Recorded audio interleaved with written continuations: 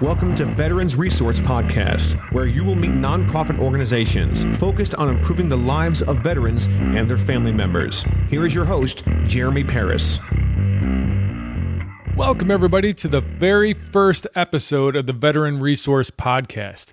I'm your host, Jeremy Paris, and I wanted to use this first episode to give you a little background on myself and give you an idea of what you can expect from future episodes. Before I get into it, I want to point out that this podcast is meant to introduce you to a different veteran service organization every week. If you've never heard the term Veteran Service Organization, or VSO, all it means is Veteran-Focused Nonprofit Organization. And I'll get into more of that in a bit. But by now, you're probably wondering, who the heck is this guy? And why should I be listening to him? So let me answer that question. My name, once again, is Jeremy Paris. I joined the Army right out of high school, and in fact, I was 17 years old still, and I had to have my mother sign off my paperwork. Thanks, Mom. I became a personnel administration specialist. And actually, there's a funny story that goes along with how I ended up in administration. I'm pretty sure many of you can relate to this experience. When I went in to speak with the recruiter, all I knew was that I wanted to join the Army. So the recruiter asked me, "So what do you want to do when you get in the Army?"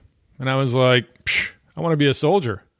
You know, I want to be in the woods, I want to fire my gun, camping, all that fun stuff. And the recruiter was like, yeah, everybody's a soldier. But, you know, when you're not doing that job, you need to be doing another job. And I never even gave it a second thought before. I thought all there was being a soldier. So I'm like, yeah, I have no idea what it is I want to do. So he's like, well, here, let's go down this list. And he had this alphabetical list of all of the different jobs that you could do in the Army. So he starts at the top, administration. Can you type? Hell yeah. I took typing 1, 2, 3, and 4 in high school. I could type like 60 words a minute. He's like, oh yeah? Well, there's a bonus on that. $1,500. Now, you have to remember, this was back in 1990. And I was poor. And I was only 17. So to me, I just hit the jackpot. What I found out later, though, was that they take that $1,500 and they split it up over the course of years. And then they took taxes out of that. So I barely even saw a bump in my pay, but I based my whole career on this $1,500. You know, I never even found out what was number 2 or 3 on that list. Oh well. So anyway, I got out after 10 years, and I had been working for another 10 years as a senior systems engineer supporting the Department of Defense when a friend of mine, Josh Davidson, got me into acting. He had been accepted to work as an extra for a movie starring Nicole Kidman, and he was randomly chosen to be the guy who ran over and picked her up off the ground or something like that. Now imagine your very first acting gig and somebody comes up to you and says, do you think you could hold Nicole Kidman? So I'm thinking, wow, acting sounds easy. So when he told me he had another gig for a zombie film called Deadlands, I asked if I could come along, you know, maybe just watch, because secretly I was hoping that I could be used as an extra in this film. So the director didn't like the way one of Josh's scenes was going, where he had to argue with another guy. So after the shoot, he came up to me and he said, I'm going to film that last scene again tomorrow. Do you think you could do a better job of arguing with Josh? Hell yeah. So that scene went really well, and I ended up in the opening credits of the film. Needless to say, I was pretty hooked on acting myself.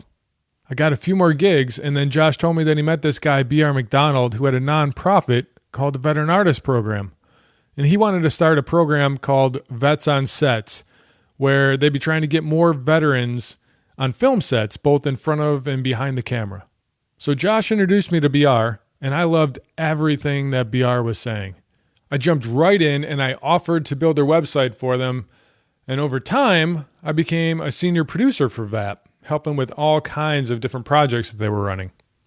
Then this one night, VAP was sponsoring an event in D.C. It was the premiere for the National Geographic Channel's American War Generals. And this event was awesome. There was over 700 people there, and they had a red carpet and everything. Aside from having some of the generals there, like General Wesley Clark and General Petraeus, there were members of Congress there. There were diplomats there. There was military members. Man, was that a great scene. But then I had one of those aha moments. I was networking and I was shaking hands with members of organizations like Blue Star Families and Got Your Six and Hill Vets, Pat Tillman Foundation, Team Red, White, and Blue, The Mission Continues, Team Rubicon, and I pulled BR aside and I said, man, I can't believe how many VSOs there are. Now, BR chuckles and he says to me, this is nothing. There's thousands of VSOs out there. And he turned back away and started chatting with somebody else. And I remember just standing there kind of silent and in thought for, 10 seconds. I served in the Army for 10 years. And then I spent another 10 years surrounded by military supporting the Department of Defense before I ever even heard of VAP. I could probably only name like 3 different VSOs at that point in my life. And now to find out that there were literally thousands of VSOs out there, man, that just blew my mind.